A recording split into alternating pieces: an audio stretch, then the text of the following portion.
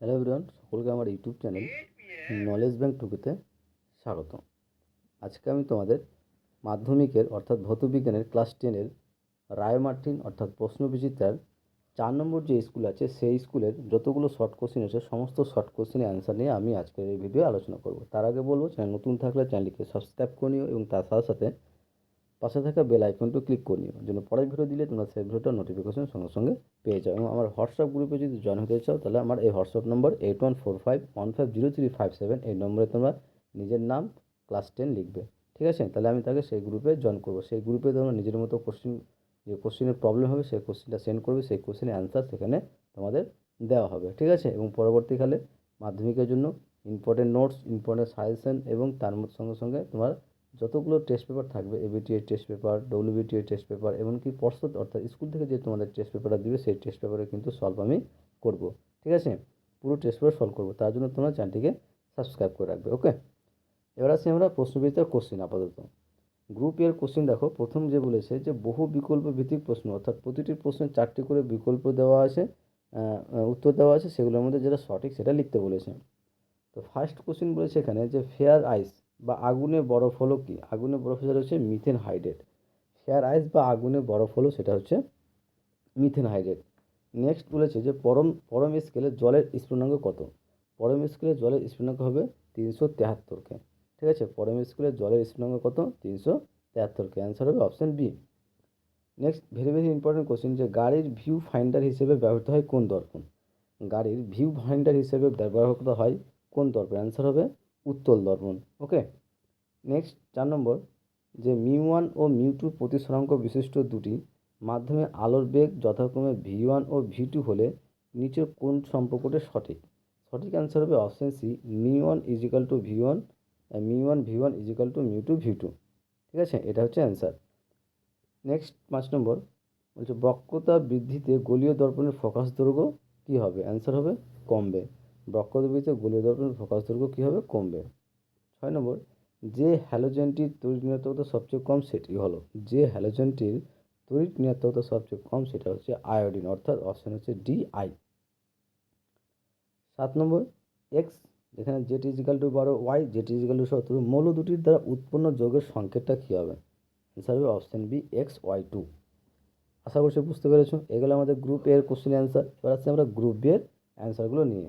আর group B এর অ্যান্সারগুলো বলার আগে তোমাদের বলবো, চ্যানেল নতুন থাকলে চ্যানেলটিকে সাবস্ক্রাইব করে এবং তার সাথে সাথে পাশে থাকা বেল আইকনটি ক্লিক করে নিও, যেন পরের ভিডিও দিলে তোমরা সেই ভিডিওটার নোটিফিকেশন সঙ্গে সঙ্গে পেয়ে যাও। ভালো লাগলে অবশ্যই বন্ধুদের সঙ্গে শেয়ার করবে এবং কমেন্ট করে জানাবে।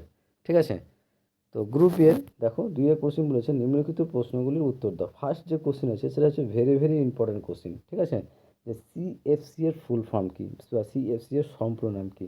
অ্যান্সার হবে ক্লোরোফ্লোরোকার্বন। সিএফসি এর ফুল ফর্ম হচ্ছে chlorofluorocarbon. Very very important question. ঠিক আছে, একেরই 2 নম্বর অথবা দিয়ে কোশ্চেন আছে যে বিদ্যুৎ বিদ্যুৎ ক্ষরণের সময় কোন গ্যাস O3 স্তরকে ভাঙে? বিদ্যুৎ ক্ষরণের সময় কোন গ্যাস O3 স্তরকে ভাঙে? অ্যান্সার হবে নাইট্রোজেন ডাইঅক্সাইড। নাইট্রোজেন ডাইঅক্সাইড বা নাইট্রিক অক্সাইডও হতে পারে। ঠিক আছে, যে বিদ্যুৎ ক্ষরণের সময় যে গ্যাসটা O3 স্তরকে ভাঙে সেটা হচ্ছে নাইট্রোজেন ডাইঅক্সাইড অথবা নাইট্রিক অক্সাইড। 2 নম্বর শূন্যস্থান পূরণ করো। সূর্য থেকে পৃথিবীতে তাপ আসে ড্যাশ পদ্ধতিতে। সূর্য থেকে পৃথিবীতে তাপ আসে ড্যাশ পদ্ধতিতে। অ্যান্সার হবে বিকিরণ পদ্ধতি। কী বলো তো? বিকিরণ পদ্ধতিতে সূর্য থেকে পৃথিবীতে তাপ আসে। নেক্সট কোশ্চিন যে চার্লসের সূত্রের ভিটি লেখচিত্রের প্রকৃতিটা কীরকম? ভিটি লেখচিত্রের প্রকৃতিটা কেমন হবে? অ্যান্সার হবে মূল বিন্দুগামী সরলরেখা। কী বলতো? মূল বিন্দুগামী সরলরেখা হবে। চার্লসের সূত্রে যে ভিটি লেখচিত্রের প্রকৃতি সেটা হচ্ছে মূল বিন্দুগামী সরলরেখা হবে। নেক্সট 4 নম্বর যে স্থির চাপে কোন উষ্ণতায় কোনো আদর্শ গ্যাসের আয়তন শূন্য হয়? স্থির চাপে কোন উষ্ণতায় কোনো আদর্শ গ্যাসের আয়তন শূন্য হবে? এটা কিন্তু very very important question. Answer হবে -273 ডিগ্রি সেলসিয়াস বা শূন্যকে, যেটাকে আমরা পরম শূন্য উষ্ণতা বলি। অর্থাৎ পরম শূন্য উষ্ণতায় স্থির চাপে কোনো গ্যাসের আদর্শ গ্যাসের আয়তন কী হবে? শূন্য হবে। অথবা -273 ডিগ্রি সেলসিয়াস উষ্ণতায় কোনো আদর্শ গ্যাসের আয়তন শূন্য হবে, বা শূন্য কে উষ্ণতায় কোনো আদর্শ গ্যাসের আয়তন শূন্য হবে। ঠিক আছে, যে কোনো একটা বললে হবে। নেক্সট 5 নম্বর যে শূন্যস্থানে সাদা আলোর বিচ্ছুরণ সম্ভব কি? অ্যান্সার হবে না, শূন্যস্থানে সাদা আলোর বিচ্ছুরণ সম্ভব নয়। তারপরে বলছে কাচের স্ল্যাবে কাচের স্ল্যাবে আলো আপতিত হলে নির্গমনের সময় তা বর্ণালীতে বিভক্ত হয় না কেন? তার কারণ হচ্ছে, তার কারণ এখানে আমি লিখেছি দেখো, যে তার কারণ, যে কারণ কাচ স্ল্যাবের দুটি সমান্তরাল প্রতিসারক তলে আলোর প্রতিসরণ বিপরীত দিকে ঘটে। কারণ কাচের স্ল্যাবের দুটি সমান্তরাল প্রতিসারক তলে আলোর প্রতিসরণটা বিপরীত দিকে ঘটে এবং বিচ্ছুরিত বর্ণগুলি পুনরায় মিলিত হয়ে সাদা আলো হিসেবে নির্গত হয়। এটাই হচ্ছে মেন কারণ। আশা করছি বুঝতে পেরেছ। তারপরে নেক্সট কোশ্চিন দেখো, যে গামা রশ্মি ও এক্স রশ্মির মধ্যে কার তরঙ্গ দৈর্ঘ্য বেশি? এটা কিন্তু ভেরি ভেরি ইম্পর্টেন্ট কোশ্চিন, যে গামা রশ্মি ও এক্স রশ্মির মধ্যে কার তরঙ্গ দৈর্ঘ্য বেশি?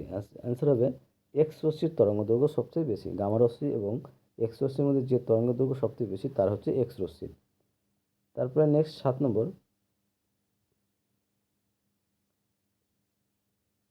যে কোন বর্ণের আলোর জন্য কাচের প্রতিসরাঙ্ক সর্বনিম্ন হয়? কোন বর্ণের আলোর জন্য কাচের প্রতিসরাঙ্ক সর্বনিম্ন হয়? অ্যান্সার হবে লাল বর্ণের আলোর জন্য কাচের প্রতিসরাঙ্ক সর্বনিম্ন হয়। তারপর নেক্সট, নিষ্ক্রিয় গ্যাসগুলির যোজ্যতা কত? নিষ্ক্রিয় গ্যাসগুলির যোজ্যতা কী বলতে হয়? শূন্য। নিষ্ক্রিয় গ্যাসগুলির যোজ্যতা শূন্য হয়।